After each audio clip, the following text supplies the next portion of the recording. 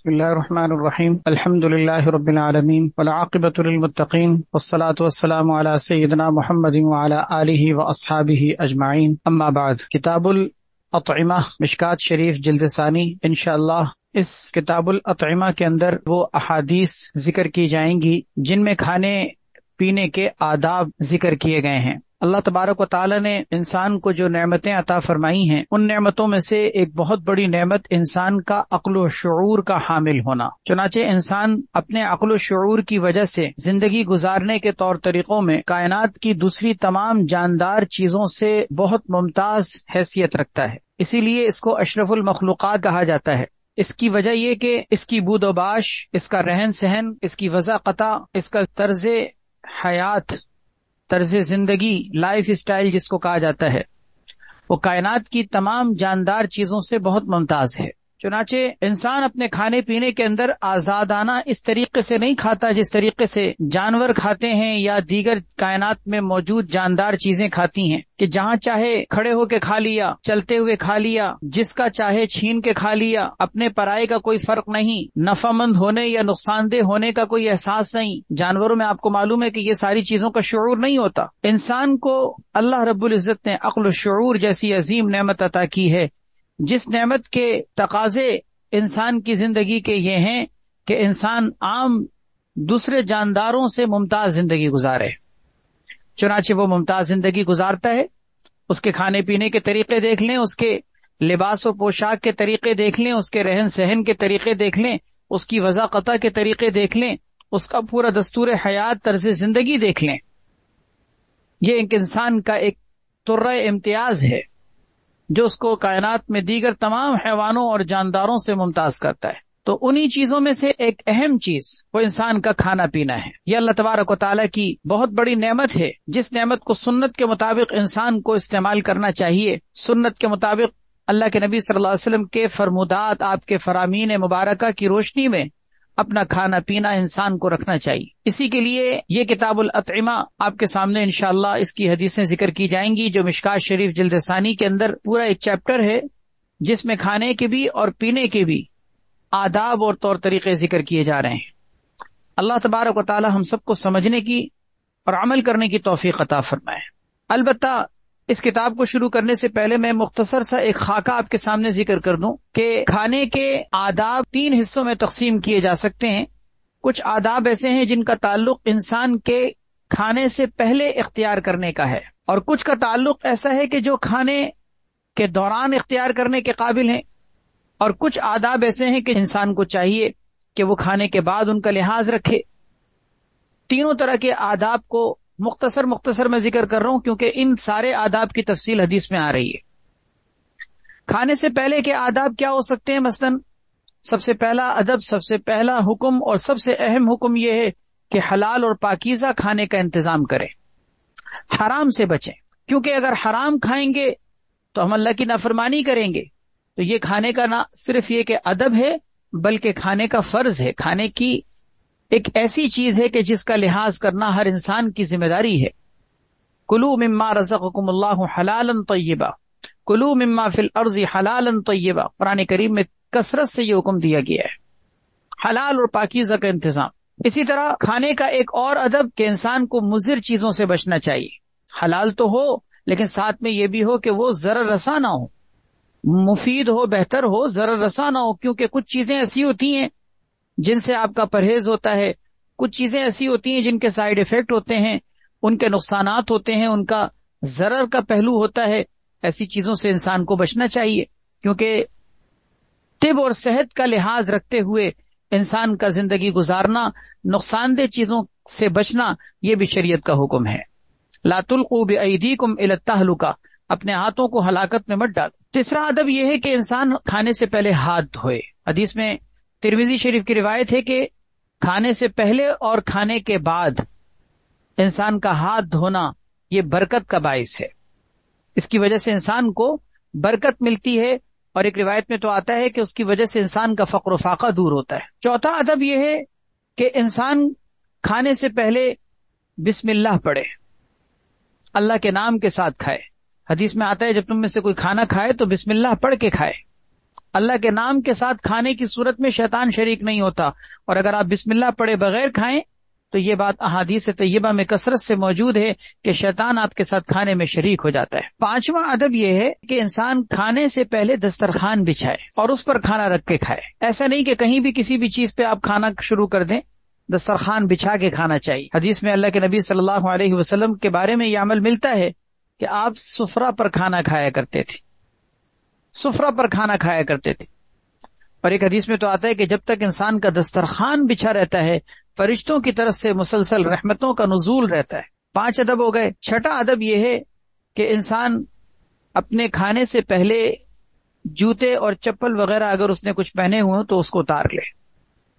گھر میں تو عام طور پر انسان اس چیز کا لحاظ رکھتا ہے، لیکن اگر کہیں ہوٹلنگ ہو رہی ہو، کسی ریسٹورینٹ وغیرہ کے اندر کھانا کھایا جا رہا ہو، تو پھر اس صورت میں انسان ٹیبل کرسی میز وغیرہ پر بیٹھے ہوئے چپل پہنے ہوئے ہوتا ہے، جوتے پہنا ہوا ہوتا ہے، اور اسی حالت میں کھانا کھا رہا ہوتا ہے، حالانکہ یہ کھانے کے آداب کے خلاف ہے۔ حدیث میں آتا ہے آپ صلی اللہ علیہ وسلم نے فرمایا کہ جب تم میں سے کسی کے کھانا قریب کیا جائے، یعنی کھانا لگ جائے، اور اس نے جوتے پہنے ہوں تو اس کو اپنے جوتے اتار لینے چاہیے، کیونکہ اس سے قدموں کو راحت ملتی ہے۔ 7واں ادب یہ ہے کہ انسان زمین پر دسترخوان لگائے، زمین پر دسترخوان لگائے، کسی ٹیبل کرسی میز وغیرہ سے اجتناب کرے، یہ سب سے بہتر بات ہے۔ اگرچہ شرعی مسئلے کے روح سے کرسی میز پر کھانا کھانا جائز ہے، ناجائز یا گناہ کا کام نہیں ہے، حرام نہیں ہے، لیکن اللہ کے نبی صلی اللہ علیہ وسلم کی جو سنت کا طریقہ ہے، آپ صلی اللہ علیہ وسلم کا جو کھانا کھانے کا طریقہ تھا، وہ اس طرح سے کوئی کرسی اور میز پر کھانا کھانے کا نہیں تھا۔ زمین پر انسان کا دسترخوان لگا کر کھانا، اس میں ایک تو اتباع سنت کا فائدہ بھی ہے، دوسرا اس میں انسان کے لیے عاجزی کا پہلو بھی ہے، اور کھانا کھانے کے دوران انسان کا اپنی عاجزی کا اظہار اللہ تعالیٰ کو پسند ہے، اسی لیے ٹیک لگا کے کھانا کھانے کو ناپسند کیا گیا ہے، کیونکہ یہ عاجزانہ طور پر کھانا کھانا نہیں بلکہ متکبرانہ طور پر کھانا کھانا ہے، کہ ایک انسان ٹیک لگایا ہو اور تکیے غالیچے وغیرہ سے ٹیک لگا کر شاہانہ انداز میں کھانا کھا رہا ہو، یہ کھانے کے آداب کے سراسر خلاف ہے۔ 8واں ادب یہ ہے کہ انسان اپنے سر کو ڈھانک کر کھانا کھائے، سر کو ڈھانک لینا چاہیے۔ سر کا ڈھانکنا ایک ایسی چیز ہے کہ جس کی بیت الخلاء وغیرہ جاتے ہوئے بھی، کھانا کھاتے ہوئے بھی، اسی طریقے سے نماز وغیرہ کے دوران بھی، یہ سب وہ آداب تھے جن کو کھانے سے پہلے ملحوظ رکھنا چاہیے۔ پھر جب کھانا شروع ہو جائے، کھانا کا عمل آپ شروع کر دیں، تو اس کے بعد پھر کون سے آداب کا لحاظ رکھنا چاہیے اس کو بھی سماعت فرمائیے، تاکہ ہم ان کا بھی کھانے کے دوران لحاظ رکھیں۔ سب سے پہلا ادب یہ کہ دائیں ہاتھ سے کھائیں۔ حدیث میں آتا ہے کہ کوئی شخص تم میں سے بائیں ہاتھ سے نہ کھائے، کیونکہ بائیں ہاتھ سے شیطان کھاتا ہے۔ ایک حدیث میں تو آتا ہے کہ جس نے بائیں ہاتھ سے کھایا شیطان اس کے ساتھ کھانا کھاتا ہے، اور جس نے بائیں ہاتھ سے پانی پیا شیطان اس کے ساتھ پانی پیتا ہے۔ دوسرا ادب یہ ہے کہ اپنے سامنے سے کھائیں، کسی دوسرے کے سامنے ہاتھ نہ ماریں، یہ کھانے کا ایک اہم ادب ہے۔ کل مما یلیک، اپنے سامنے سے کھاؤ۔ ایک صحابی فرماتے کہ میرا ہاتھ برتن میں گھوم رہا تھا، کبھی یہاں سے کبھی وہاں سے، آپ نے فرمایا اپنے سامنے سے کھاؤ۔ یا بنیا لا تأکل ہکذا، اس طرح سے مت کھاؤ، اس طرح سے شیطان کھاتا ہے۔ اس کا مطلب یہ ہوا کہ برتن میں لوگوں کے سامنے ہاتھ مارتے پھرنا، کبھی اس کے سامنے سے لے رہے ہیں کبھی اس کے سامنے سے، یہ شیطان کا انداز ہے۔ اپنے سامنے سے کھائیں۔ تہذیب اور آداب کے بھی یہ خلاف سمجھا جاتا ہے کہ آپ کسی اور کے سامنے سے ہاتھ مار کے کچھ اٹھائیں۔ ہاں، برتن میں اگر مختلف قسم کی چیزیں ہوں، مثال کے طور پر برتن میں کئی طرح کی چیزیں کھانے کی رکھی ہوئی ہیں، جیسے کھجورے ہیں، انگور ہیں، اسی طریقے سے اور مختلف چیزیں رکھی ہوئی ہیں، اب آپ اپنے سامنے سے، اگر آپ کے سامنے صرف کھجوریں رکھی ہوئی ہیں تو آپ کسی اور کے سامنے سے انگور بھی لے سکتے ہیں۔ بعض وقت بڑا برتن ہوتا ہے، اس میں مختلف چیزیں رکھی ہوتی ہیں، تو آپ مختلف چیزوں کو اٹھانے کے لیے ہاتھ آگے پیچھے بڑھا سکتے ہیں۔ تیسرا ادب یہ ہے کہ برتن کے درمیان سے نہ کھائیں۔ حدیث میں آتا ہے برتن کے درمیان میں برکت اترتی ہے، لہذا بیچ میں ہاتھ مت مارو، اپنے سامنے سے کھاؤ۔ چوتھا ادب یہ ہے کہ بسم اللہ اگر شروع میں پڑھنا بھول گئے، رہ گیا، تو درمیان میں یاد آنے کی صورت میں بسم اللہ پڑھ لیں۔ بسم اللہ اولہ و آخرہ، حدیث میں دعا بھی ذکر کی گئی ہے۔ اگر شروع میں آپ بسم اللہ نہ پڑھ سکے ہوں اور شیطان اس طرح شریک ہو گیا ہو اور آپ نے بسم اللہ بیچ میں پڑھ لی، تو شیطان جو شریک ہوا تھا اس کی شرکت ختم ہو جائے گی، اور ایک روایت میں تو آتا ہے کہ اگر اس نے شروع سے اب تک کھانا کھایا ہے آپ کے ساتھ بسم اللہ نہ پڑھنے کی وجہ سے، تو اب بسم اللہ پڑھنے کی وجہ سے وہ الٹی کر دے گا، جتنا کھایا ہے وہ نکال دے گا۔ پانچواں ادب یہ ہے کہ انسان کو اجتماعی طور پر کھانا چاہیے، ہر آدمی اپنی اپنی ترتیب سے کھانا کھا رہا ہو، جو آ رہا ہے کھا رہا ہے جا رہا ہے، اس طرح سے ٹھیک ہے، کوئی ناجائز اور حرام تو نہیں ہے، لیکن یہ کہ برکت یہ ہے کہ ایک انسان اپنے گھر کے اندر فیملی کے جتنے بھی افراد ہیں وہ سب ایک دسترخوان پر بیٹھے، اس سے محبتیں بھی پیدا ہوں گی، ایک دوسرے کے قریب آنے کا موقع بھی ملے گا، ایک دوسرے کے دکھ درد میں شرکت کا موقع بھی ملے گا، اور یہ ایک وقت ساتھ گزارنے کا ایک ذریعہ ہوتا ہے کہ ایک انسان دسترخوان پہ بیٹھے۔ زندگی مصروف ترین اتنی ہو چکی ہے اب لوگوں کی کہ اب ایک دسترخوان پہ بھی بیٹھنا نصیب نہیں ہو پاتا، ہفتوں گزر جاتے ہیں۔ ایسا نہیں ہونا چاہیے، ہونا یہ چاہیے کہ کھانے کا کوئی وقت مقرر کر لیں، طے کر لیں، اپنی روٹین بنا کر گھر کے تمام افراد کو اس بات کا پابند کیا جائے کہ بھئی اس وقت تک دسترخوان پہ حاضر ضرور ہوا جائے، اپنی ساری مصروفیات ایکٹیویٹیز جتنی بھی ہیں ان کو ترک کر کے اس وقت میں آئیں، دسترخوان پہ بیٹھیں، تاکہ ایک دوسرے کے سامنے بیٹھ کر کھانا کھانے کا موقع ملے، ایک دوسرے سے باتیں کرنے کا موقع ملے۔ یہ محبتوں کے پیدا ہونے کا ذریعہ ہے، قربتوں کے پیدا ہونے کا ذریعہ ہے، اس سے ایک دوسرے کے غم اور دکھ میں شریک ہونے کا موقع ملتا ہے، ایک دوسرے کے حالات سامنے آتے ہیں، ورنہ پتہ بھی نہیں ہوتا کہ کون کیا کر رہا ہے اور کس کے کیا دن گزر رہے ہیں۔ اجتماعی طور پر کھانا کھانا، حدیث میں اللہ کے نبی صلی اللہ علیہ وسلم نے اس کو باعث برکت قرار دیا ہے، فرمایا کہ اپنے کھانوں میں جمع ہو کے کھانا کھایا کرو اور اللہ کا نام لے کے کھایا کرو، تمہیں برکتیں نصیب ہو جائیں۔ ایک روایت میں تو آتا ہے کہ کھانوں میں سب سے زیادہ پسندیدہ کھانا وہ ہے کہ جس میں ہاتھ زیادہ ہوں۔ ظاہر ہے کہ ہاتھ زیادہ اسی وقت ہوں گے جبکہ اجتماعی طور پر کھایا جائے گا۔ اگر آپ اکیلے کھا رہے ہیں تو ایک ہی ہاتھ کھا رہا ہے، اور اگر کئی سارے کھا رہے ہیں تو کئی ہاتھ جمع ہو گئے۔ پھر اس میں ایسی برکت ہوتی ہے کہ جس کا مشاہدہ ہر انسان اپنی زندگیوں میں کر سکتا ہے کہ تھوڑا کھانا بھی سب کے لیے کافی ہوتا ہے، اگر زیادہ بھی ہو لیکن ہر آدمی آ کر اپنا انفرادی طور پر کھانا نکال کے کھا رہا ہو تو بعض اوقات زیادہ مقدار بھی پوری نہیں ہو پاتی۔ عورتیں خاص طور پر اس بات کو بہت اچھی طرح جانتی ہیں کہ وہ جب کھانا گھر میں پکتا ہے تو اور ایک ساتھ دسترخوان میں وہ لگائیں تو ان کو معلوم ہوتا ہے کہ یہ کھانا تھوڑا بھی ہو سب کے ساتھ کھانے کی صورت میں پورا ہو جائے گا، اور جہاں اپنا اپنا کھانے کی ترتیب اگر بنائی جائے تو وہ زیادہ مقدار کا کھانا بھی بعض اوقات پورا نہیں ہو پاتا۔ یہ ایسی چیز ہے کہ جو گھروں میں اپنی آنکھوں سے انسان دیکھ سکتا ہے۔ تو پانچواں ادب یہ ہو گیا کہ انسان کوشش کرے کہ اجتماعی طور پر کھائے۔ چھٹا ادب یہ ہے کہ جب آپ اپنے ساتھ کسی کو بٹھا کر کھلا رہے ہوں، آپ کے ساتھ کوئی اور بھی کھانے میں شریک ہو تو اس کا لحاظ رکھیں، ایسا نہ ہو کہ اس برتن کے ہم سارے اچھے اور عمدہ حصے کو خود کھا لیں اور اپنے ساتھی کے لیے کچھ نہ چھوڑیں۔ چنانچہ اگر گوشت ہے، بوٹیاں ہیں یا اور کوئی اس طرح کی کوئی لذیذ چیزیں ہیں تو ہم اس کو اپنے طرف اٹھانے اور اپنے کھانے میں اس طرح سے استعمال نہ کریں کہ ہمارے ساتھی کو اور ہمارے کسی شریک کو نہ مل سکے۔ قربانی والا کھانا ایسا کہ جس میں آپ اپنا ایثار کا جذبہ ظاہر کریں۔ کیا مطلب کہ اچھا کھانے کا حصہ میں دوسرے کو دے دوں، ایثار کا جذبہ جس کو کہا جاتا ہے، قربانی دینے کا جذبہ۔ تو اپنے شریک طعام، اپنے پارٹنر کو جو آپ کے ساتھ کھانے میں شریک ہے، اس کا آپ لحاظ رکھیں۔ یہ بھی کھانے کے دوران کا ایک اہم ادب۔ ایک اور ادب کھانے کا یہ ہے کہ 3 انگلیوں سے کھانا کھانا چاہیے۔ اگر 3 انگلیوں سے کھانا کھانے میں مشقت ہو رہی ہے تو چوتھی انگلی استعمال کر لے، اور اگر چوتھی انگلی کو استعمال کرنے سے بھی کام نہیں بن پا رہا تو 5ویں انگلی استعمال کریں، یعنی اس کا مطلب کم سے کم 3 انگلیوں کو استعمال کریں، ضرورت ہو تو اس سے زیادہ کر لیں۔ ابو داؤد شریف کی روایت ہے کہ آپ صلی اللہ علیہ وسلم 3 انگلیوں سے کھانا کھایا کرتے تھے، اور 3 انگلیوں کا مطلب انگوٹھا، شہادت کی انگلی اور درمیانی انگلی، بڑی انگلی جس کو کہا جاتا ہے۔ بعض اوقات لکوڈ قسم کی اس طرح کی چیزیں ہوتی ہیں کہ جس کو 3 انگلیوں سے کھانا مشکل ہو رہا ہوتا ہے، جیسے چاول ہی کو اگر ہم دیکھ لیں کہ چاول 3 انگلیوں سے کھانا اگر مشکل ہے تو 4 انگلی استعمال کر رہے ہیں، 4 سے کام نہیں ہوتا تو 5ویں بھی استعمال کریں، کوئی حرج نہیں، لیکن عادت رکھنی چاہیے 3 انگلیوں سے کھانا کھانے کی۔ ایک اور ادب کھانے کا یہ ہے کہ اعتدال کے ساتھ کھانا، یعنی حد سے زیادہ کھانے سے انسان کو بچنا، جس کو ہم اوور ایٹنگ کہتے ہیں، کہ انسان کا اوور ایٹنگ کرنا، حد سے زیادہ کھانا، اتنا لوڈ انسان کا اپنے اوپر ڈال دینا کہ جس سے انسان چلنا پھرنا دوبر ہو جائے، نیند کا خمار شروع ہو جائے، عبادت کے قابل نہ رہے، سستی اور غفلت شروع ہو جائے، ایسا کھانا کوئی پسندیدہ کھانا نہیں سمجھا گیا۔ حدیث میں نبی علیہ الصلوۃ والسلام نے کثرت سے کھانا کھانے کو، اتنا شکم پوری کے ساتھ کھانا کھانے کو نحوست قرار دیا ہے، نحوست قرار دیے۔ حضرت لقمان علیہ الصلوۃ والسلام کا نام آپ نے سنا ہوگا، کتنے مشہور حکیم دانا جن کے نام پر قرآن میں سورت موجود ہے، اور ان کی اپنے بیٹوں کو کتنی پیاری پیاری نصیحتیں خود قرآن میں بھی ذکر کی گئی ہیں، اور اس کے علاوہ بھی احادیث میں ان کی کئی نصیحتیں ایسی موجود ہیں کہ جو انہوں نے اپنے بیٹے کو کی تھیں. ان میں سے ایک نصیحت حدیث میں یہ ذکر کی گئی ہے، شعب الایمان میں علامہ بیہقی رحمۃ اللہ نے وہ روایت نقل کی ہے کہ انہوں نے اپنے بیٹے کو ایک نصیحت یہ کی تھی کہ یا بنی لا تأکل شبعا، اے میرے بیٹے سیر ہونے کے بعد مزید پھر نہ کھایا کرو. ایک دفعہ مثلاً اگر تم سیر ہو کے کھا چکے ہو تو اب مزید سیر ہو کر مت کھایا کرو. فإنک ان تنبذہ الی الکلب خیر لک، اگر سیر ہونے پر مزید اگر تم کھانا کھاؤ گے تو یہ کھانا بہتر یہ ہے کہ تم کسی کتے کے سامنے ڈال دو، اس کو کھاؤ نہیں.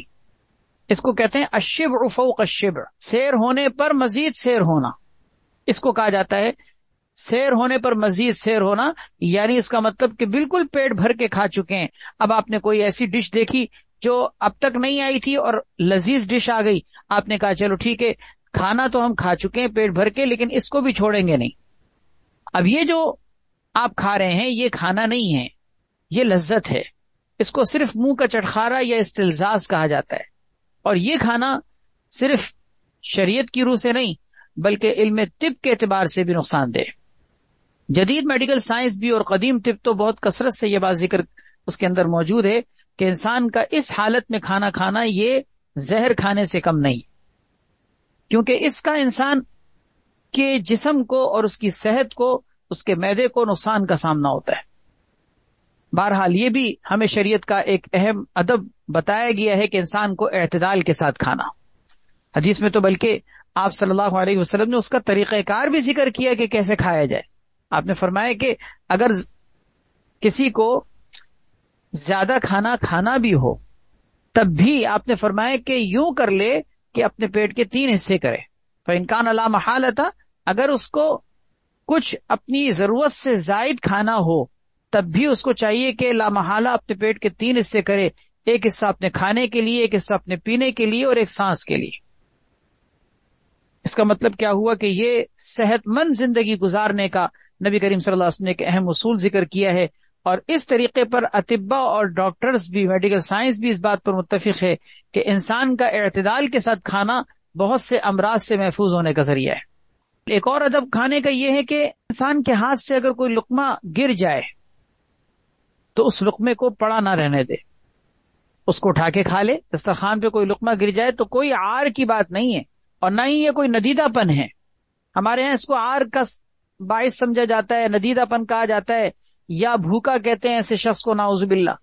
کتنی خطرناک بات ہے، عجیب بات ہے کہ سنت کی اتباع میں کوئی دسترخوان پہ اگر کوئی چیز گر جائے اور اٹھا کے کھا رہا ہو تو آپ اس کو ندیدہ کہیں. نعوذ باللہ. یہ پھر ندیدے کی نسبت کس کی طرف جا رہی ہے؟ کیا اللہ کے رسول صلی اللہ علیہ وسلم، صحابہ کرام رضی اللہ تعالیٰ اجمعین کیا یہ کام نہیں کرتے تھے؟ تو نعوذ باللہ پھر یہ ندیدے کی نسبت کہاں تک پہنچے گی؟ اس لیے کبھی بھی انسان کو اس طرح کا نہ جملہ کہنا چاہیے اور سوچنا بھی نہیں چاہیے اس طرح کی بات کہ یہ کوئی ندیدہ پن ہے. یہ تو انسان کا کھانے کی طرف رغبت کرنا، اس کا محتاج ہونا، اپنے محتاج ہونے کا اظہار ہے کہ اللہ تیرے دیے ہوئے رزق کے ایک ایک جز کا میں محتاج ہوں. میں کوئی مستغنی نہیں ہوں، میں کوئی ایسا بے نیاز نہیں ہوں کہ مجھے اس گرے ہوئے لقمے کی ضرورت نہیں ہے. خدا نہ خواستہ تصور کرے، اللہ نہ کرے، انسان فقر و فاقے میں ایسی حالت میں پہنچ جائے کہ ایک ایک لقمے کو ترس رہا ہو، اور یہ لقمہ اس وقت جبکہ آپ کی جان پر بنائی ہے اور آپ ایک ایک لقمے کے لیے تڑپ رہے ہیں، اور یہ لقمہ کوئی آپ کو مل جائے دسترخوان پہ پڑا ہوا، تو کیا آپ اس وقت اس لقمے کو یہ کہہ کے چھوڑ دیں گے کہ ندیدہ پن ہے یہ؟ اس لیے انسان کو اس بات سے شرم نہیں کرنی چاہیے، نہ عار محسوس کرنی چاہیے.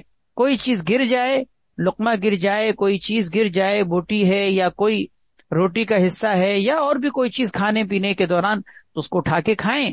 اگر وہ ایسی جگہ گر گئی ہے کہ اٹھا کے کھائے جانے کے قابل نہیں ہے تب بھی علماء نے لکھا ہے کہ آپ اس کو پڑا نہ رہنے دیں، آپ اس کو اس جگہ سے اٹھا کر کسی مچان پر، کسی اونچی جگہ پر رکھ دیں تاکہ کوئی کوہ وغیرہ اس کو کھا لے، کوئی پرندہ اس کو کھا لے، وہ ضائع نہ ہو.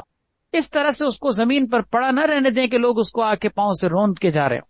بعض اوقات دسترخوان سے ہٹ کر ایک انسان اگر مثلاً کہیں کھا رہا اور وہ زمین پہ گر گئی یا گندی جگہ پہ گر گئی تو ٹھیک ہے، اب اس کو اٹھا کے نہیں کھا سکتے، لیکن اس کو کم سے کم اٹھا کر رکھ تو سکتے ہیں نا، کہ ٹھیک ہے وہ جگہ گندی جگہ پہ گر گئی، آپ کے کھانے کے قابل نہیں، لیکن آپ کسی جاندار کے لیے، کسی جانور وغیرہ کے لیے اونچی جگہ پر رکھ دیں تاکہ اس چیز کا ادب اور احترام کم سے کم آپ کر سکیں. یہ بڑی اہم چیز ہے. بچوں کو بھی اس چیز کا شعور دینا چاہیے کہ کوئی چیز ہاتھ سے گر جائے اس کو اٹھا کے کھائیں، اس کو عار نہ سمجھیں. ہمارے ہاں تو یہ ماحول چل رہا ہے، اللہ معاف کرے، کہ اگر کولڈ ڈرنک مثال کے طور پر آپ پی رہے ہیں اور پوری پی لی تو اکثر کہتے ہیں کہ جی بڑا ندیدہ پن اختیار کیا ہے کہ پوری کی پوری بوتل پی گیا. چائے کے آخر میں تھوڑی سی چائے کا حصہ ضرور چھوڑیں گے. کیوں؟ اس لیے کہ چائے اگر پوری پی لی تو اس کا مطلب ہم ندیدہ پن کر رہے ہیں. عجیب بات ہے، کیسی عجیب سوچ ہے. انسان جب شیطان کے کہے پہ چل رہا ہوتا ہے تو شیطان کس طریقے سے اس کو گمراہیوں کے راستے پہ ڈالتا ہے. یعنی ایک فیشن بنا ہوا ہے کہ چائے اگر آپ نے پینی ہے تو پورا کپ خالی نہیں کرنا، تھوڑی سی آخر میں ضرور چھوڑنی ہے. اور خاص طور پر اگر آپ مہمان کے گھر میں بیٹھے ہوں تو پھر تو آپ یہ کام لازمی کریں، کیونکہ ایسا نہ ہو کہ میزبان آپ کو ندیدہ کہے یا سوچے. یہ عجیب بات ہے بھائی. جو چائے آپ پی رہے ہیں اس کو پورا کپ اگر ختم کر کے پیئیں گے تو آپ نے گویا اس کی قدردانی کی. اور اگر آپ نے تھوڑا سا حصہ چھوڑا تو کیا مطلب؟ مہمان اگر تھوڑا سا حصہ چھوڑے تو کوئی اور اس کو پیے گا، وہ جا کے ضائع ہو جائے گی، نالی میں پھینکی جائے گی. تو اس کا مطلب آپ نے رزق کو ناقدری کے ساتھ آپ نے اس کو ضائع کیا، آپ نے رزق کی ناشکری کی، آپ نے اس کو برباد کیا ہے. اس پر انسان کے لیے رزق کی تنگی کے بعض اوقات فیصلے ہو جاتے ہیں، رزق کی بے ادبی اور بے احترامی کی وجہ سے. اللہ تعالیٰ ہم سب کو پناہ میں رکھے. ایک اور ادب کھانے کا یہ ہے کہ کھاتے ہوئے انسان کو ٹیک نہیں لگانا چاہیے. ٹیک لگا کے کھانا یہ نبی کریم صلی اللہ علیہ وسلم کا طریقہ نہیں. آپ صلی اللہ علیہ وسلم نے، حدیث میں آتا ہے، کبھی آپ کو اس حالت میں نہیں دیکھا گیا کہ آپ کوئی چیز کھا رہے ہوں اور ٹیک لگا کر کھا رہے ہوں. کبھی آپ کو ایسا نہیں دیکھا گیا.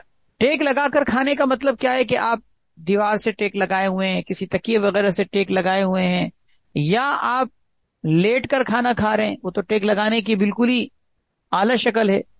اسی طریقے سے آپ اپنے جسم کا پہلو کسی ایک طرف جھکا کر کھانا کھا رہے ہیں. مثلا آپ نے اپنے دائیں ہاتھ کو یا اپنے بائیں ہاتھ کو اس طرح سے کھڑا کیا اور اس کے اوپر جسم کا بوجھ ڈال دیا. ہوتا ہے نا، جیسے آپ بیٹھے بیٹھے کھانا کھا رہے ہیں اور ایک ہاتھ سے آپ نے ٹیک لگا لی. علماء نے اس کو بھی اتکا کہا ہے کہ یہ بھی کھانے کے آداب کے مطابق نہیں، کہ آپ اپنے جسم کا میلان کسی جھکاؤ ایک طرف نہ کریں کوئی ہاتھ وغیرہ کے سہارے سے. اس کو بھی اتکا کہا جاتا ہے. اسی طرح الٹا لیٹ کر نہ کھائیں، سیدھا لیٹ کر کھانا یا دائیں کروٹ پر لیٹ کے کھانا، کسی بھی طرح لیٹ کر نہیں کھانا چاہیے. لیکن بطور خاص ایک ادب حدیث میں یہ بھی ذکر کیا گیا ہے کہ الٹا لیٹ کے نہ کھایا جائے، کیونکہ الٹا لیٹ کے کھانا یہ انسان کی صحت کے لیے بھی، اس کے پیٹ کے لیے، اس کے معدے کے لیے، سب چیزوں کے لیے بڑا نقصان دہ. بعض اوقات ہمارے ہاں دیکھنے میں یہ آتا ہے کہ بچے ہیں یا نوجوان بھی بعض اوقات کر رہے ہوتے ہیں، الٹا لیٹے ہوئے موبائل استعمال کر رہے ہیں اور کھا بھی رہے ہیں، الٹا لیٹ کے کھا رہے ہیں. اب وہ کھانا کھانے کا مطلب کوئی روٹی توڑ کر کھانا ضروری نہیں. اگر مثلاً آپ کوئی بھی چیز کھا رہے ہیں اور الٹے لیٹے ہوئے ہیں، مثلاً آپ چپس کھا رہے ہیں، آپ فنگر چپس کھا رہے ہیں، آپ برگر کھا رہے ہیں، یا آپ اور کوئی چیز اس طرح کی چیز کھا رہے ہیں اور آپ ریفریشمنٹ جس کو ہم کہہ سکتے ہیں وہ بھی اگر آپ الٹا لیٹ کے کھا رہے ہیں تو یہ کوئی مناسب نہیں، کیونکہ اس کا انسان کے معدے پر برا اثر پڑتا ہے. ویسے بھی لیٹ کر، چاہے کسی بھی طرح لیٹ کر ہو، سیدھا لیٹ کر ہو، دائیں کروٹ پر لیٹ کر ہو، بائیں کروٹ پر ہو، یا الٹا لیٹ کر ہو، یہ سب ٹیک لگانے کی شکلیں ہیں اور ان سے بھی انسان کو بچنا چاہیے. لیکن بطور خاص الٹا لیٹ کر کھانے سے انسان کو بچنا چاہیے. بلکہ احادیث طیبہ میں تو الٹا لیٹنے سے ہی منع کیا گیا ہے کہ مثلا سونے میں بھی ایک انسان اگر الٹا لیٹ کے سو رہا ہے تو یہ کوئی پسندیدہ طریقہ نہیں. اسی طرح کھولتا ہوا کھانا کھانا یہ بھی آداب کے خلاف ہے. ادب یہ کہ ایک انسان کھانا کھائے، گرم کھانا کھائے، کوئی حرج نہیں، گرم کھانا پسند کیا جاتا ہے اور اچھا سمجھا جاتا ہے. اگر ٹھنڈا ہو جائے تو گرم کر کے کھاتے ہیں کیونکہ گرم کھانا اچھا ہوتا ہے. لیکن گرم الگ چیز ہوتی ہے، کھولنا الگ چیز ہوتی ہے، دو الگ الگ لفظ ہیں. کھولنے کا مطلب یہ کہ اس پہ زبان بھی نہیں لگائی جا رہی، منہ جل رہا ہے. اب جلدی جلدی میں بعض اوقات کوئی ایسی چیز ہوتی ہے کہ کھول رہی ہے، زبان جل رہی ہے، لیکن ہم کھا رہے ہیں. یہ چیز آپ سوچیں کہ جو زبان کی سطح جس کو برداشت نہ کر پا رہی ہو، آپ کے معدے کی سطح اس کو کیسے برداشت کرے گی؟ آپ کی وہ نالی جس سے وہ کھانا اتر رہا ہے، آپ کے پیٹ میں جا رہا ہے، وہ نالی اس کو کیسے برداشت کرے گی؟ اسی لیے اس کھولتے ہوئے کھانے کا انسان کے معدے پر بڑا برا اثر پڑتا ہے. میڈیکل سائنس بھی اس کے خلاف ہی ہے، وہ بھی یہی کہتی ہے کہ انسان کو کھولتا ہوا کھانا نہیں کھانا چاہیے. قربان جائیے اللہ کے نبی صلی اللہ علیہ وسلم پر کہ ایک ایک سنت میں آپ صلی اللہ علیہ وسلم نے ہمارے لیے پوری صحت مند زندگی کے اصول بیان کیے. اسی طرح کھانے میں بعض اوقات گرم ہو تو پھونک ماری جاتی ہے، یہ بھی آداب کے خلاف ہے. انسان کو پھونک نہیں مارنی چاہیے. کھانا ٹھنڈا اگر ہونا ہے تو وہ خود ہوگا، یا اسی طریقے سے آپ اس کو تھوڑی دیر رکھ دیں، اس کی بھاپ نکلنے دیں، وہ خود ٹھنڈا ہو جائے تھوڑا سا پھر کھا لیں. لیکن پھونکے مار مار کے کھانا یہ کوئی مناسب بات نہیں ہے. حدیث میں آپ صلی اللہ علیہ وسلم نے اس سے منع کیا ہے. چنانچہ حدیث میں آتا ہے نہا عن النفخ فی الطعام والشراب، کھانے کی چیزوں میں، پینے کی چیزوں میں آپ نے پھونک مارنے سے منع فرمایا. اسی طرح ایک اہم ادب یہ ہے کہ بیٹھ کر کھائیں، کھڑے ہو کے نہ کھائیں، چلتے ہوئے نہ کھائیں. یہ کوئی مناسب طریقہ نہیں ہے کہ چلتے ہوئے انسان چل رہا ہو. جانور تو نہیں ہے نا، اللہ نے انسان کو ایک اشرف المخلوقات کی حیثیت دی ہے. میں نے شروع میں یہ عرض کیا تھا کہ انسان کی زندگی کا طور طریقہ کائنات کے دیگر تمام جانوروں سے بہت ممتاز ہے. اس کا کھانا پینا، اس کا رہنا سہنا، اس کے لباس و پوشاک، ہر چیز میں آپ کو اس کا یہ طور امتیاز نظر آئے گا کہ اس کی ہر چیز دوسرے کائنات کے جانوروں سے ممتاز ہے. تو جانور کھڑے ہو کے کھا لیتا ہے، چلتے ہوئے کھا لیتا ہے، اپنے پرائے کے فرق کے بغیر کھا لیتا ہے، نقصان و نفع کو دیکھے بغیر کھا لیتا ہے. لیکن انسان ان ساری چیزوں میں آزاد نہیں ہوتا. انسان یہ دیکھتا ہے کہ بیٹھ کے کھانا ہے، کیسے کھانا ہے، وہ ساری چیزیں انسان کو ملحوظ رکھنی چاہیے. بہرحال تو بیٹھ کر کھانا نبی کریم صلی اللہ علیہ وسلم نے اس کی تعلیم دی ہے. حدیث میں آتا ہے کہ آپ صلی اللہ علیہ وسلم نے کھڑے ہو کے پانی پینے سے اور کھڑے ہو کے کھانا کھانے سے آپ نے منع فرمایا. شادی بیاہ وغیرہ کے اندر بعض اوقات اس طرح کے مناظر ہوتے ہیں کہ انسان کھڑے ہو کے کھا رہا ہوتا ہے. اسی طریقے سے راستوں میں بھی مختلف اس طرح کے فوڈ پوائنٹس وغیرہ کے اندر کھڑے ہو کے کھاتے ہوئے لوگ بعض اوقات نظر آ رہے ہوتے ہیں. یہ کوئی مناسب طریقہ نہیں. اسی طریقے سے کھانا کھاتے ہوئے ایک ادب کھانے کے دوران کا یہ بھی ہے کہ ایک انسان کو اپنا برتن صاف کرنا چاہیے، چھوڑنا نہیں چاہیے. یہ کوئی مناسب بات نہیں ہے کہ آپ کھانا کھائیں اور لازمی اپنی ایک عادت بنا لیں کہ جب آپ کھانا کھائیں آپ کی پلیٹ میں کچھ بچ جاتا ہے، بھئی آپ نکالیں کم، اپنی مقدار کے مطابق نکالیں جتنا آپ نے کھانا ہے. اگر آپ دوبارہ نکالنے کے محتاج ہوں گے، ضرورت مند ہوں گے، ٹھیک ہے دوبارہ نکال لیجئے گا. یہ سوچ کر کہ میں شروع میں ہی اس طرح نکالوں بھر کر کے مجھے بار بار نکالنا نہ پڑے، یہ تو ایک انسان کی حرص کی دلیل ہے. عام طور پر شادی بیاہ وغیرہ کے اندر اس طرح کی صورتحال دیکھنے میں آتی ہے. اللہ تعالیٰ حفاظت فرمائے کہ اتنا بھر لیا کہ ایک آدمی نے 4 آدمیوں کے لیے پلیٹیں بھر لیں. اب اس کے بعد ایک آدمی ظاہر ہے ایک ہی کھائے گا نا، 4 آدمی کا تو کھانا نہیں کھائے گا. اور ایک آدمی 2 3 آدمیوں کا کھانا لے کر آیا اور کھانا سارا کا سارا ضائع ہو رہا ہے. کتنا کھانا ضائع ہوتا ہے شادی بیاہ کے اندر، وہ منظر آپ سب نے دیکھا ہوگا. کتنا کثرت سے کھانا ضائع ہوتا ہے. الامان والحفیظ. یہ حالت ہماری ہے کہ اس وقت ہم معاشی بحران کا شکار ہیں. لیکن یہ صورتحال دوسری طرف ابھی تک آپ دیکھ لیجئے، فوڈ پوائنٹس پہ دیکھ لیجئے، گھروں کے اندر بھی دیکھ لیجئے، شادی بیاہ کے اندر بھی دیکھ لیجئے. کھانے پھک رہے ہیں اور کس چیز میں پھک رہے ہیں آپ سوچیں ذرا. اللہ اکبر. کچرے کے ڈبوں میں کھانا جانا یہ کوئی اس قوم کے لیے، ویسے تو کسی بھی کے لیے بھی درست نہیں، اس قوم کے لیے کسی بھی طرح مناسب ہے کہ جس کی معاشی صورتحال یہ چل رہی ہو. اللہ تعالیٰ پناہ میں رکھے.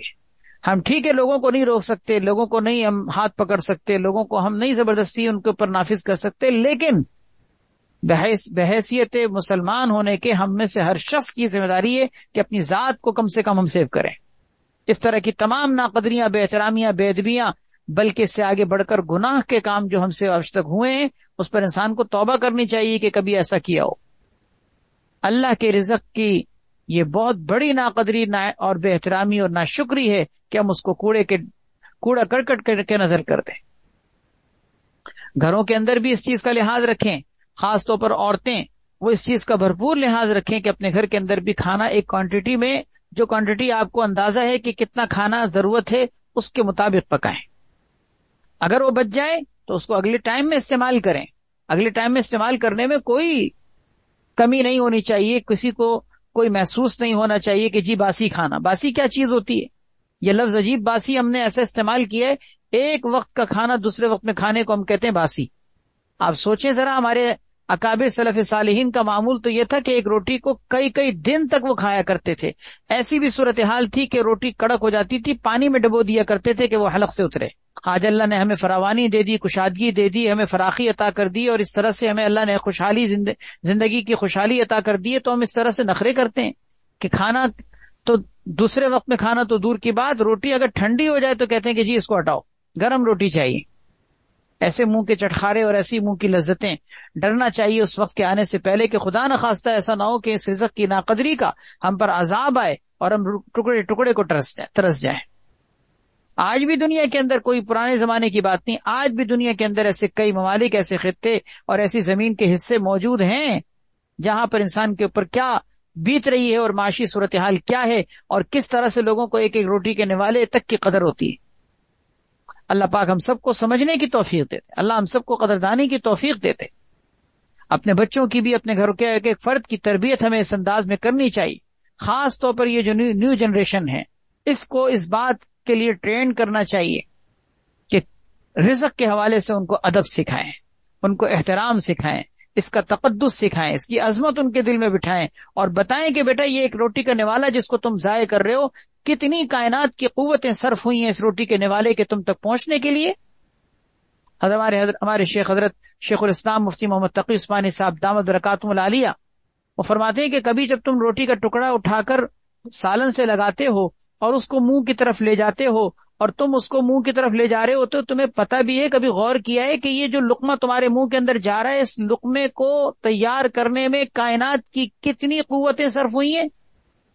سورج نے اپنا کام کیا، چاند نے اپنا کام کیا، ستاروں کے اپنے کام، بادلوں کا اپنا کام، بارش کا اپنا کام، زمین کا اپنا کام، پھر اس پر زمین سے نکلنے کی صورت میں وہ کتنے پروسیس سے گزرا، کتنے مراحل سے گزرا، کن کن لوگوں نے اس کو اٹھایا، کہاں کاٹا، کہاں پیسا، کہاں اس کو گوندا، کہاں پکایا، کس طرح سے یہ چیز تم تک پہنچی ہے. تم سوچو تو صحیح، اس کی ہسٹری میں اگر تم دیکھو تو تمہیں اللہ یاد آ جائے، اللہ یاد آ جائے. ایک روٹی کا نوالا آپ سوچیں کائنات کی کتنی قوتیں صرف ہوئیں، کہاں سے یہ پیدا ہو کر کن کن مراحل سے ہوتا ہوا اللہ رب العزت نے، پیدا کرنے والے نے تمہارے منہ تک اس نوالے کو پہنچانے کا جو کائنات کا انتظام کیا ہے، اس انتظام پر انسان اگر سوچے تو اس کے دل کی گہرائیوں سے یہ آواز نکلتی ہے کہ سبحان اللہ، اللہ کی ذات بے عیب پاک ہے جو اپنے بندوں کی کتنی بہترین انداز میں پرورش کرتا ہے کہ ایک لقمہ بھی اس تک پہنچنے کے لیے کائنات کی کتنی چیزوں کو کام میں لگا دیتا ہے اور ہم اٹھا کر اس لقمے کو پھینک دیں.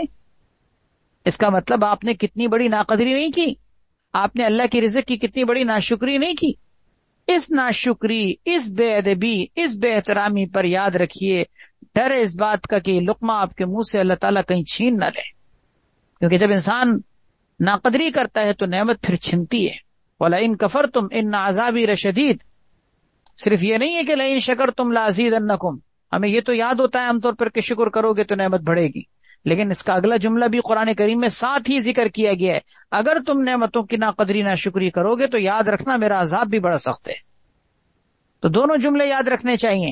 ہم یہ تو جانتے ہیں کہ شکر پر نعمت بڑھتی ہے، لیکن یہ بھی جاننا چاہیے کہ ناشکری سے نعمت گھٹتی ہے، ناشکری سے نعمت چھنتی ہے، ناشکری سے نعمت زوال پذیر ہو جاتی ہے.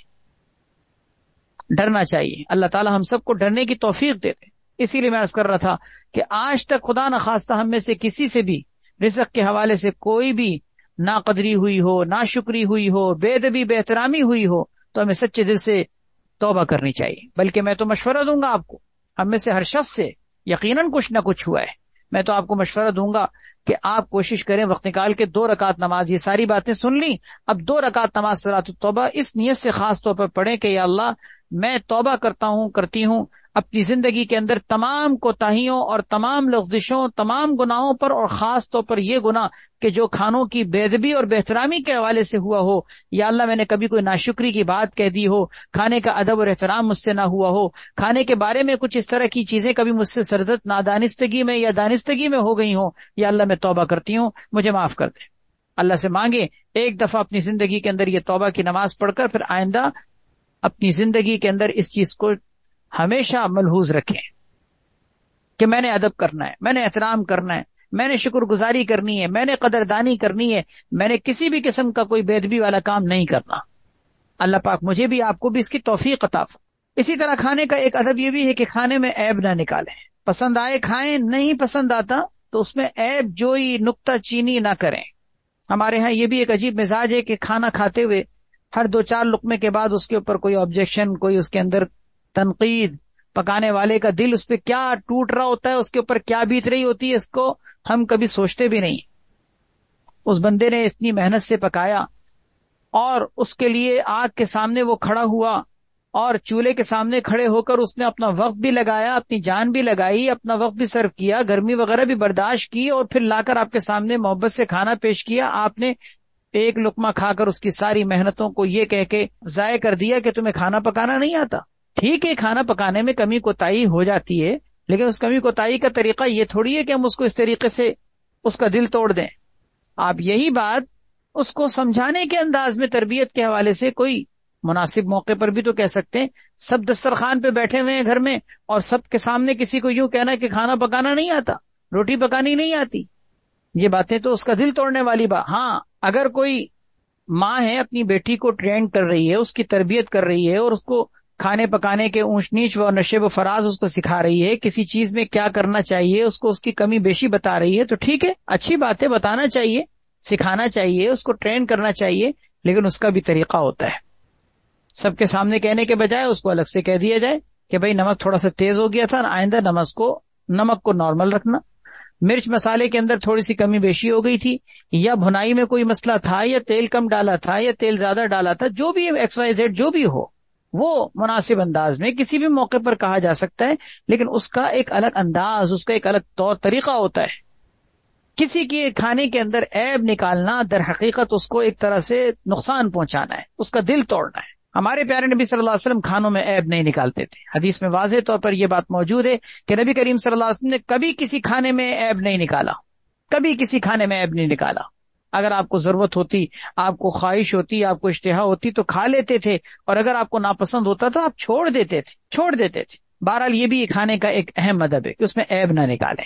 اور اس سے زیادہ خطرناک بات یہ ہوتی ہے کہ انسان بعض اوقات میزبان کے سامنے مہمان کی حیثیت سے بیٹھا ہوا اور میزبان کے کھانوں پہ تبصرے کر رہا ہوتا ہے۔ یہ تو انتہائی درجے کی بد تہذیبی بھی ہے، صرف شریعت کی حکم کی خلاف ورزی نہیں، کھانے کی بے ادبی نہیں، بلکہ یہ تو اپنے میزبان کی بھی بے ادبی ہے۔ میزبان چاہے کچھ بھی لا کر آپ کے سامنے رکھے، آپ کے لیے اس کا ادب اور اس کی قدردانی کا طریقہ یہ ہے کہ آپ اس کے کھانے کی تعریف کریں، اس کا شکریہ ادا کریں، کیونکہ وہ آپ کو جو محبت دے رہا ہے، عزت دے رہا ہے، یہ عزت دینا، یہ محبت دینا، یہی قابل تعریف۔ بہرحال ایک اور اہم ادب یہ بھی ہے کہ انسان کو اپنے پڑوسی کا بھی خیال رکھنا چاہیے۔ ایک تو اپنے پارٹنر کا خیال رکھنا، جیسے کہ میں نے ابھی ادب ذکر کیا تھا کہ اپنے پارٹنر کا خیال رکھیں، اسی طرح اپنے پڑوسی کا بھی خیال رکھیں۔ پڑوسی کا مطلب کیا؟ پڑوسی کا ایک مطلب یہ بھی ہو سکتا ہے کہ مثلا کھانے کے اندر آپ اپنے کھانے کے بارے میں تو ٹھیک ہے، مطمئن ہے کہ آپ نے کھانے کا انتظام کر لیا، الحمدللہ آپ کے گھر میں کھانا موجود ہے، آپ کے گھر میں کسی قسم کی کمی نہیں، لیکن آپ کو کیا معلوم کہ آپ کے برابر میں کوئی پڑوسی آپ کے ایسا ہو کہ جس کے گھر میں کھانے کے اعتبار سے تنگی ہو، تو آپ کو خبرگیری رکھنی چاہیے، اپنے پڑوسی کا لحاظ رکھنا چاہیے۔ حدیث میں آتا ہے ایسے شخص کو مومن نہیں کہا جا سکتا کہ جو خود پیٹ بھر کے سوئے اور اس کا پڑوسی جو ہے بھوکا ہو، اس کا پڑوسی اس کے برابر میں بھوکا سو جائے اور یہ شخص جو ہے پیٹ بھر کے کھا رہا ہو اور اس حالت میں سو رہا ہو کہ اس کا پیٹ بھرا ہو، ایسے شخص کو مومن نہیں کہا جا سکتا۔ اسی لیے ایک حدیث میں ذکر کیا گیا ہے کہ اگر کھانا پکاؤ تو اس کے شوربے میں پانی ڈالو اور اس کے شوربے کو بڑھاؤ اور اپنے پڑوسی کا بھی خیال رکھو۔ یعنی اس کا مطلب کیا کہ اپنے کھانے کی مقدار کو بڑھا دو اور اپنے پڑوسی کا خیال رکھو۔ انسان کو اپنے پڑوسیوں کا، اور خاص طور پر ان حالات میں جن حالات سے ہمارا یہ ملک گزر رہا ہے، آپ کے گرد و پیش میں بہت سے ایسے لوگ ہو سکتے ہیں، آپ کے اپنے گرد و پیش میں بہت سے ایسے لوگ ہو سکتے ہیں، ان کی خبرگیری کریں۔ ایسا نہ ہو کہ ہمارے آگے پیچھے کچھ ایسے لوگ جو فقر و فاقے کی زندگی گزار رہے ہوں اور ہم ان کے بارے میں غفلت کا شکار ہوں اور ہمیں ان کی کوئی خبرگیری کا موقع نہ مل رہا ہو، ایسا نہیں ہونا چاہیے۔ تو پڑوسی کا خیال رکھنے کی ایک صورت تو یہ ہے جو مشہور صورت ہے۔ ایک دوسری صورت یہ بھی ہے کہ اگر ایک ہی دسترخوان پہ کئی سارے لوگ بیٹھے کھا رہے ہیں تو آپ اپنے سامنے کھانے کا حصہ جس طریقے سے رکھے ہوئے ہیں، آپ دسترخوان پہ دوسروں کے سامنے کا بھی لحاظ رکھیں۔ ایسا نہ ہو کہ کھانے کی ساری ڈشیں آپ ہی کے اپنے سامنے بٹور رہے ہیں، اپنے سامنے رکھے ہوئے، ہر آنے والی چیز کو اپنے سامنے رکھا ہوا ہے، دوسرے دسترخوان کے حصوں پر وہ نہیں پہنچ پا رہی۔ پڑوسی کا مطلب یہ بھی ہے کہ آپ اس دسترخوان پہ بیٹھے ہوئے تمام لوگوں کے پڑوسی ہیں اور وہ سب آپ کے پڑوسی ہیں، پورے دسترخوان کا خیال رکھیں۔ کوئی باؤل اگر نکالنے کے لیے آیا ہے تو وہ باؤل پھر دوسری جگہ بھی چلائیں، کوئی ڈش ایسی آئی ہے تو دوسری جگہوں پر بھی پہنچائیں، دوسروں کا بھی خیال رکھیں، اپنے پڑوسیوں کا بھی خیال۔ بہرحال شریک طعام پارٹنر کو جو آپ کے ساتھ آپ کے کھانے میں آپ کی پلیٹ میں شریک ہے، اس کا بھی لحاظ رکھیں، دسترخوان کے دیگر ساتھیوں کا بھی خیال رکھیں، اور اپنے گھر کے جو پڑوسی ہیں آگے پیچھے آپ کے گلی محلے کے لوگ، ان لوگوں کا بھی خیال رکھیں۔ اللہ پاک ہمیں اس کی توفیق عطا فرمائے۔ بہرحال یہ خیال رکھنا بھی کھانے کے دوران اختیار کیے جانے والے آداب میں سے ایک اہم ادب۔ اسی طریقے سے کھانے کا خود ادب اور احترام کرنا، حدیث میں آتا ہے کہ روٹی کا ادب اور احترام کرو، اس لیے کہ اللہ نے اس کی عزت کی ہے، اللہ نے اس کو عزت دی ہے۔ جس نے روٹی کو عزت دی اللہ تعالیٰ اس کو عزت دیں گے۔ مثال کے طور پر روٹی پھینکنا نہیں ہے، روٹی رکھنا ہے۔ روٹی کو اس انداز میں کہیں نہیں رکھنا کہ جیسے کہ ہم کوئی کسی چیز کو گرا پڑا ہوا رکھتے ہیں، نہیں، اس کو طریقے سے رکھنا ہے، اس کو ادب اور احترام سے رکھنا ہے۔ روٹی کو لانگنا نہیں ہے، اس کو پاؤں نہیں لگنے دینا ہے۔ دسترخوان پہ اگر ہم بیٹھے تو ہمارا پاؤں روٹی پہ نہ لگ رہا ہو، ہم لانگ کے نہ جا رہے ہوں، روٹی پھینک کے نہ دے رہے ہوں۔ یہ آداب ہیں کھانے کا ادب، جس میں روٹی ہی نہیں ساری کھانے کی چیزیں ہیں، ساری کھانے کی چیزیں۔ اب آپ کے ہاتھ میں سیب ہے، کسی نے کہا ذرا سیب دینا، آپ نے گیند کی طرح پھینکا، اس نے کیچ کر لیا، ٹھیک ہے، کیچ کر لیا، گرا نہیں۔ آپ کہیں گے کہ گرا تو نہیں نا، ٹھیک ہے گرا نہیں، لیکن یہ پھینک کے کیا آپ کوئی ایسی چیز دے سکتے ہیں جو آپ کی نظر میں بہت محترم ہو؟ مثال کے طور پر خدا نخواستہ منہ سے بولتے ہوئے بھی انسان کو شرم آتی ہے کہ قرآن کریم کیا آپ اسی طرح کسی کو مانگے کوئی آپ پھینک کے دے سکتے ہیں؟ کوئی آپ سے کہہ دے رہا قرآن مجید دینا، آپ کے ہاتھ میں قرآن مجید ہو، آپ کیا نعوذ باللہ من ذالک کہ اس طرح کی کوئی حرکت کر سکتے ہیں؟ ادب ہے نا، اس کا احترام ہے نا۔ اسی طریقے سے کھانے کا بھی ادب ہے، رزق کا بھی ادب ہے، چاہے وہ پھل کی صورت میں ہو، چاہے وہ کھانے کی صورت میں ہو، چاہے وہ روٹی کی صورت میں ہو، کوئی بھی چیز اس کا ادب ہے، اس کا احترام ہے، اس کو کیسے رکھنا ہے، کہاں رکھنا ہے، کیسے دینا ہے، کیسے لینا ہے، کیسے کھانا ہے، ہر چیز کا ادب اور احترام ہے۔ کھانے کا ادب، کھانے کا احترام، ہر چیز کا ادب اور احترام، اس کو اس طرح سے نہیں اپنی زندگی کے اندر طور طریقہ اختیار کریں کہ جس کی وجہ سے ہم بے ادبی کرنے والے بن جائیں۔ یہ ساری بے ادبیاں نا حقیقت میں آپ کو بتاؤں یہ پیدا ہی اس وقت ہوتی ہیں جب پیٹ بھرا ہوا ہو، جب پیٹ خالی ہوتے ہیں، اور فقر و فاقے کی خدا نہ خواستہ اللہ نہ کرے، اللہ ہماری نسلوں کو بھی محفوظ کرے، اللہ ہماری نسلوں کو بھی محفوظ فرمائے، اللہ تعالیٰ رزق کی خوشحالی، فراوانی، کشادگی عطا فرمائے کہ خدا نہ خواستہ اگر ایسے حالات کسی پر آئے نا، پھر اس کو رزق کی قدر آتی ہے، پھر اس کو ادب اور احترام پتہ چلتا ہے، پھر اس کو ایک ایک ٹکڑے کی اور ایک ایک نوالے کی قدردانی آتی۔ بہرحال ایک اور ادب کھانے کا یہ بھی ہے کہ کھانا اگر ایک جیسا ہو تو اپنے سامنے سے کھانا، اور اگر مختلف طرح سے ہو تو اس کو ادھر ادھر سے لیا جا سکتا ہے۔ یہ بات میں نے شروع میں ذکر بھی کی تھی، حدیث میں نبی علیہ الصلوۃ والسلام نے ایک بچے تھے حضرت اکراش، ان کو آپ نے فرمایا ان کا ہاتھ کھانے میں برتن میں مختلف جگہوں پہ گھوم رہا تھا، آپ نے فرمایا ایک جگہ سے کھاؤ، پھر ایک جگہ سے وہ کھانے لگے، تھوڑی دیر بعد کھجوریں آئیں مختلف رنگوں کی، اب مختلف رنگوں کی کھجوریں الگ الگ کوالٹی کی ہوتی ہیں، ایک طرح کی نہیں ہوتی، تو جب وہ آئیں تو آپ صلی اللہ علیہ وسلم کا ہاتھ مختلف جگہوں پہ جا رہا تھا، تو آپ نے ان کو یعنی حضرت اکراش کو جو پہلے آپ نے کہہ دیا تھا نا کہ ایک جگہ سے کھاؤ، تو وہ ایک ہی جگہ سے کھا رہے تھے، آپ نے پھر دوسری بات یہ فرمائی کہ کھانا ایک رنگ کا ہو تو ایک ہی طرح کا ہو تو اپنے سامنے سے کھاؤ، ایک جگہ سے کھاؤ، لیکن اگر مختلف رنگوں کا ہو یعنی مختلف نوعیتوں کا ہو پھر تم کہیں سے بھی لے سکتے ہو۔ یہ سارے آداب اللہ کے نبی صلی اللہ علیہ وسلم نے ہمیں دیے، اللہ کے نبی صلی اللہ علیہ وسلم نے ہمیں سکھائے ہیں، اپنی قولی تعلیمات کے ذریعے سے بھی، اپنی فعلی تعلیمات کے ذریعے سے، اور ان آداب کا لحاظ رکھتے ہوئے کھانا کھانا یہ محبتوں کے بھی پیدا ہونے کا ذریعہ ہے، برکتوں کے حصول کا بھی ذریعہ ہے، اور صحت مند زندگی گزارنے کا بھی طریقہ ہے۔ دو طرح کے ادب ہو گئے، کھانے سے پہلے کے آداب، کھانے کے بعد کے آداب۔ تیسرے آداب وہ ہیں جو کھانا کھانے کے بعد لحاظ رکھنے کے ہیں۔ کھانا کھانے کے بعد کے آداب میں سب سے پہلا ادب یہ کہ انسان ہاتھ صاف کر لے، ہاتھ کو دھونے سے پہلے صاف کر لے، یعنی اس کو چاٹ لے، انگلیوں کو چاٹ لے۔ اس میں کوئی حرج کی بات نہیں، کوئی عار کی بات نہیں کہ اگر آپ نے کھانا کھایا ہے اور آپ کے ہاتھ میں کھانا لگا ہوا ہے تو اس کو چاٹ لیں۔ کوئی ندیدہ کہتا ہے کہنے دیں، کوئی لالچی کہتا ہے کہنے دیں، کوئی آپ کو حریص کہتا ہے کہنے دیں، ہم ایسے ہی صحیح۔ اللہ کے نبی صلی اللہ علیہ وسلم کی سنت کی اتباع کرنے کے نتیجے میں کوئی اگر آپ کو حریص کہتا ہے کہنے دیں۔ ہمارے پیارے نبی صلی اللہ علیہ وسلم کی سنت پر عمل کرنے والا حریص نہیں بلکہ متبع سنت ہے، اور جو نبی علیہ الصلوۃ والسلام کی سنت سے محبت کرتا ہے وہ اللہ کے نبی صلی اللہ علیہ وسلم سے محبت کرتا ہے، اور جس نے اللہ کے نبی صلی اللہ علیہ وسلم سے محبت کی وہ جنت میں آپ صلی اللہ علیہ وسلم کے ساتھ ہوگا۔ تو آپ صلی اللہ علیہ وسلم نے ہمیں اس بات کی تعلیم دی ہے کہ انسان کو کھانا کھانے کے بعد اپنی انگلیوں کو چاٹنا چاہیے۔ ایک روایت میں تو آپ نے فرمایا کہ فَإِنَّهُ لَا يَدْرِي فِي أَيَّتِهِنَّ الْبَرَكَةُ، اسے نہیں معلوم کہ کھانے کے کس جز کے اندر برکت ہے۔ ہو سکتا ہے کہ تم نے سارا کھانا کھایا، برکت تمہارے اس انگلیوں میں لگے ہوئے کھانے کے اجزاء میں ہو سکتا ہے کہ اس میں برکت رہ جائے اور تم جا کر اس کو نل کے نیچے ہاتھ رکھو اور بہا دو پانی میں،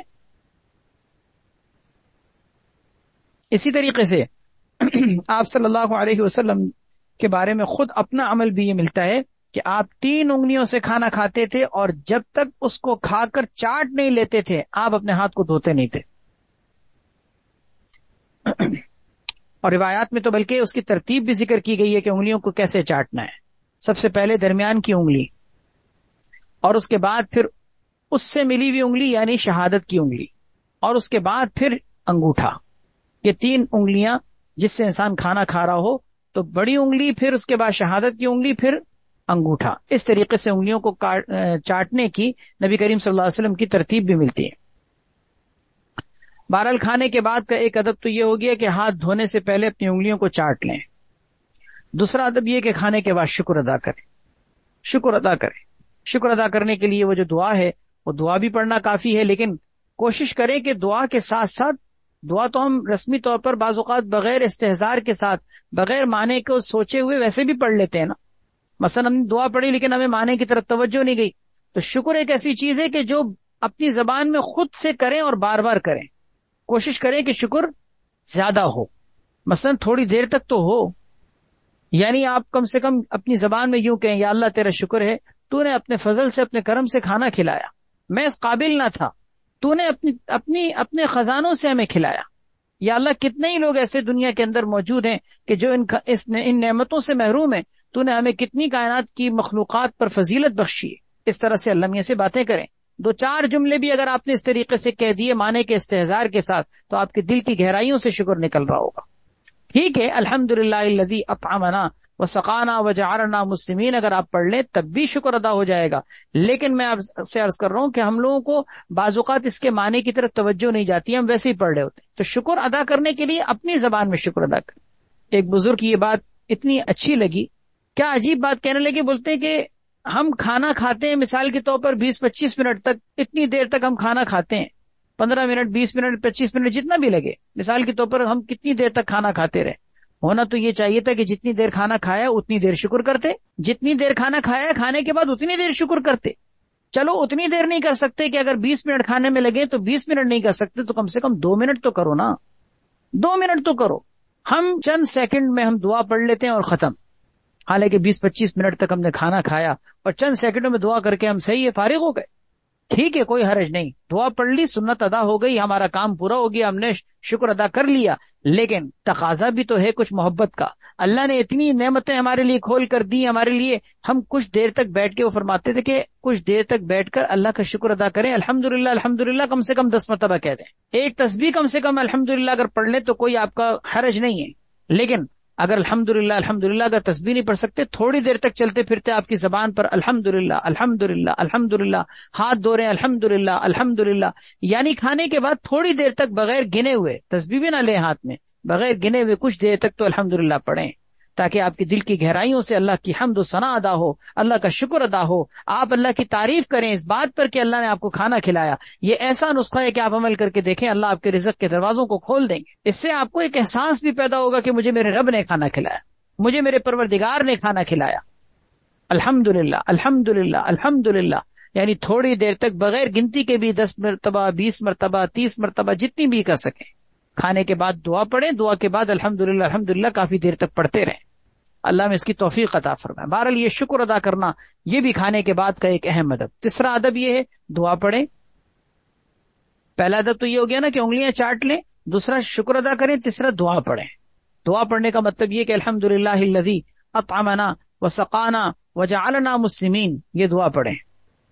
وجعلنا من المسلمین، عام طور پر کتابوں میں یہ دعا منقول ہے کثرت سے، آسان نماز وغیرہ کے اندر بھی من کے ساتھ ذکر کی جاتی ہے، حالانکہ حدیث میں وجعلنا من المسلمین نہیں بلکہ وجعلنا مسلمین ہے. اس لیے صحیح بات یہ کہ وجعلنا مسلمین پڑھنا چاہیے. اگر کسی نے من المسلمین پڑھ لیا تو کوئی حرج کی بات نہیں، معنی وہ بھی صحیح ہے، لیکن حدیث کے جو الفاظ ہیں زیادہ بابرکت ہوتے ہیں.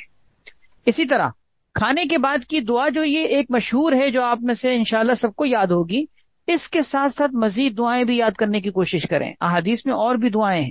مثلا ایک چھوٹی سی دعا میں آپ کے سامنے ذکر کرتا ہوں، وہ دعا سنیں، اس دعا کے پڑھنے والے کے لیے اگلے پچھلے گناہوں کی مغفرت کی بشارت سنائی گئی ہے کہ اگر کھانے کے بعد وہ دعا پڑھ لیں اللہ تعالیٰ آپ کے پچھلے اگلے گناہ معاف کر دیں گے. سنن ابن ماجہ کی روایت ہے یہ اور آپ ہر کھانے کے بعد اس کو پڑھنے کی کوشش کریں تاکہ آپ کے گناہوں کی مغفرت ہو. کیا دعا ہے؟ الحمد للہ الذی اطعمنی ھذا ورزقنیہ من غیر حول منی ولا قوہ. یہ میرے ساتھ پڑھیں، اس کو یاد کریں. الحمد للہ الذی اطعمنی ھذا ورزقنیہ من غیر حول منی ولا قوہ. تمام تعریفیں اللہ کے لیے جس نے مجھے یہ کھانا کھلایا اور مجھے رزق عطا فرمایا بغیر میری طاقت اور قوت کے. اللہ اکبر. اسی طرح ہاضمے کی بہتری کے لیے، معدے کا نظام انہضام کی درستگی کے لیے ایک بہت اچھی بہترین دعا جس کا یہ فائدہ انسان کو ملتا ہے کہ انسان کا نظام ہاضمہ درست ہوتا ہے، وہ دعا ہے الحمد للہ الذی اطعم وسقا وسوغہ وجعل له مخرجا. الحمد للہ الذی اطعم وسقا وسوغہ وجعل له مخرجا. یہ ساری دعائیں کتاب کے اندر چیپٹر میں آ بھی رہی ہیں، کتاب الاطعمہ کے اندر، لیکن بہرحال ہمیں ان دعاؤں کو یاد کرنا چاہیے. اور بھی اس کے علاوہ بھی دعائیں، لیکن میں یہ 3 دعائیں کم سے کم آپ سے عرض کرتا ہوں کہ آپ ان 3 دعاؤں کو یاد کریں. ایک تو ماشاءاللہ یاد ہے الحمدللہ الذی اطعمنا وسقانا، مشہور دعا. دوسری یہ دعا الحمدللہ الذی اطعمنی ھذا ورزقنیہ من غیر حول منی ولا قوہ. اور تیسری دعا الحمدللہ الذی اطعم وسقا وسوغہ وجعل له مخرجا. اسی طرح کھانے کے بعد کے آداب میں سے چوتھا ادب یہ ہے کہ دسترخوان اٹھانا. دسترخوان اٹھانا یہ بھی کھانے کے بعد کے آداب میں سے.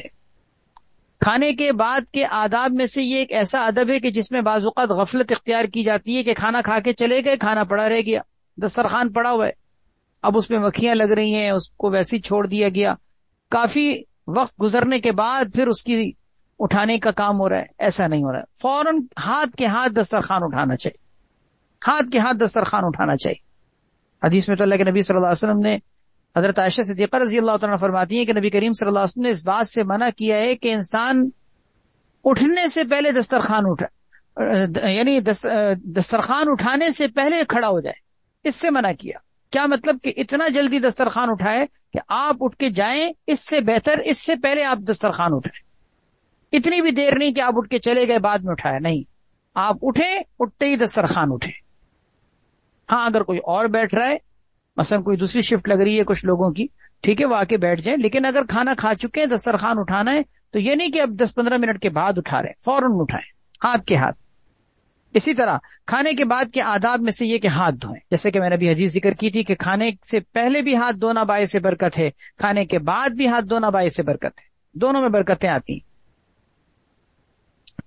ایک روایت میں آتا ہے کہ جو شخص یہ چاہتا ہو کہ اللہ تعالیٰ اس کے گھر میں خیر و بھلائی کثرت سے نازل فرمائے، اسے چاہیے کہ وہ ہاتھ دھوئے جب وہ کھانا لگے اور ہاتھ دھوئے اس وقت جب کہ کھانا اٹھے. اس کا مطلب یہ ہوا کہ کھانا لگتے ہوئے اور کھانا اٹھتے ہوئے، یعنی کھانے سے پہلے اور کھانے کے بعد اگر آپ ہاتھ دھوئیں گے اللہ آپ کے گھر کو خیر و برکت سے بھر دیں گے. اسی طرح کھانے کے بعد کے آداب میں سے ایک ادب یہ ہے کہ میزبان کے لیے دعا کریں. اگر آپ نے کسی کے یہاں کھانا کھایا ہے تو آپ اس کے لیے دعا کریں. حدیث میں آتا ہے آپ صلی اللہ علیہ وسلم جب کسی کے یہاں مہمان کی حیثیت سے کھایا کرتے تھے تو آپ دعا دیتے تھے، اللہم بارک لہم فیما رزقتہم واغفر لہم وارحمہم. اسی طرح اللہم اطعم من اطعمنی واسق من سقانی. اسی طرح ایک دعا افطر عندکم الصائمون واکل طعامکم الابرار وصلت علیکم الملائکہ. اسی طرح کھانے کے بعد کے آداب میں سے ایک ادب خلال کرنا، یعنی انسان اپنے دانتوں میں کسی اسٹک وغیرہ کے ذریعے سے خلال کرے تاکہ اجزاء وغیرہ اس کے دانتوں کے درمیان باقی نہ رہیں، کیونکہ یہ انسان کے لیے پھر طبی اعتبار سے نقصان دہ ہوتے ہیں. منہ کے اندر انسان کو مختلف قسم کی مسوڑوں کی بیماریاں لاحق ہو جاتی ہیں، خاص طور پر اگر اسی حالت میں رات کو سو جائیں تو پھر یہی گوشت وغیرہ کے اجزاء اگر دانتوں میں پھنسے رہ گئے تو وہ سڑتا ہے اور اس کے بعد پھر مختلف قسم کی دانتوں کے اندر پائریا وغیرہ جیسی بیماریاں پیدا ہو جاتی ہیں، دانتوں سے خون نکلنا، مسوڑوں کا کمزور ہونا، دانتوں میں درد کا ہونا، یہ ساری چیزیں پیدا ہو جاتی ہیں، کیڑے لگ جانا. خلال کا متبادل ایک بہترین یہ ہے کہ کھانے کے بعد مسواک کر لیں. اس سے بھی آپ کے دانتوں کی صفائی بھی ہو جائے گی، اجزاء وغیرہ کے اعتبار سے بھی انسان کو راحت مل جائے گی. یہ سب کھانے کے بعد کے آداب تھے جو میں نے آپ کے سامنے ذکر کیے ہیں.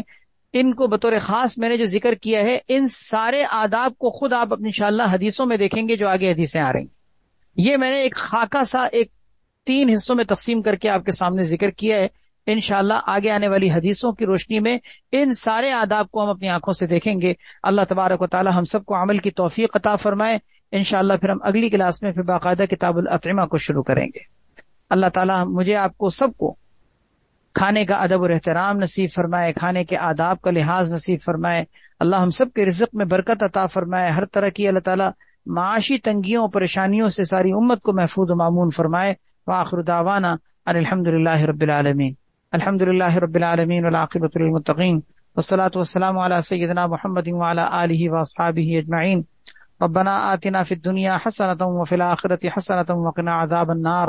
ربنا ظلمنا انفسنا وإن لم تغفر لنا وترحمنا لنكونن من الخاسرین. رب اغفر وارحم وانت خیر الراحمین.